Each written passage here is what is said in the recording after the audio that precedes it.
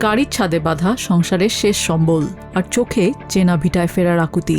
শুক্রবার যুদ্ধবিরতি কার্যকরের পর মাঝখানে শনিবারের ইসরায়েলি বিমান হামলায় অন্তত ২০ জন নিহত হলেও লেবাননের সিডন ও কাসমিয়ার মহাসড়কগুলোতে এখন শুধুই ঘরে ফেরার ব্যস্ততা। বৈরুত সহ বিভিন্ন আশ্রয়কেন্দ্র থেকে দলে দলে দক্ষিণ লেবাননের দিকে ছুটছেন বাস্তুচ্যুত মানুষরা।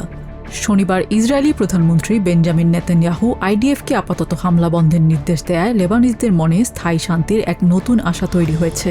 তবে এই যুদ্ধবিরতি টিকিয়ে রাখার ক্ষেত্রে ইসরায়েলের চেয়ে নিজেদের প্রতিরোধ যোদ্ধাদের ওপরই বেশি ভরসা তাদের।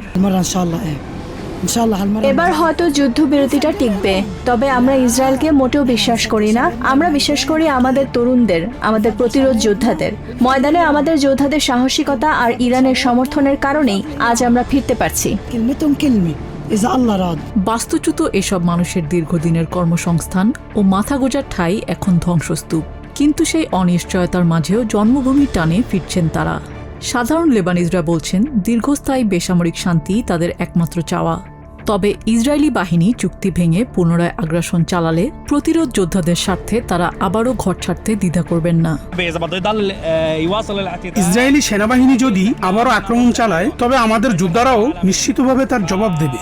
তবে আমরা চাই এই যুদ্ধ চিরতরে বন্ধ হোক, আর যদি তা না হয় আমাদের প্রতিরোধ যোদ্ধাদের স্বার্থে আমরা আবারও বাস্তুচ্যুত হতে রাজি আছি। শনিবার সন্ধ্যা 6:30টার পর থেকে হিজবুল্লাহ কোনো রকেট ছোড়েনি, ইসরায়েলও বড় কোনো বিমান হামলা চালায়নি। গত মার্চে যুদ্ধ শুরুর পর থেকে বলা চলে এটাই দীর্ঘতম যুদ্ধবিরতি। হিজবুল্লাহ স্পষ্ট জানিয়েছে ইসরায়েল চুক্তি মানলে তারাও শান্ত থাকবে।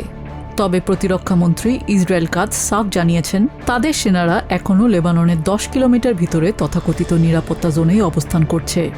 ফলে এই সাময়িক শান্তি কতদিন স্থায়ী হয় তা নিয়েই কাটছে না শঙ্কা। নিজিয়া জামি, TVN 24 news desk. New York থেকে সম্প্রচারিত টিভিএন 24 টেলিভিশন বিশ্বজুড়ে বাঙালির কণ্ঠস্বর।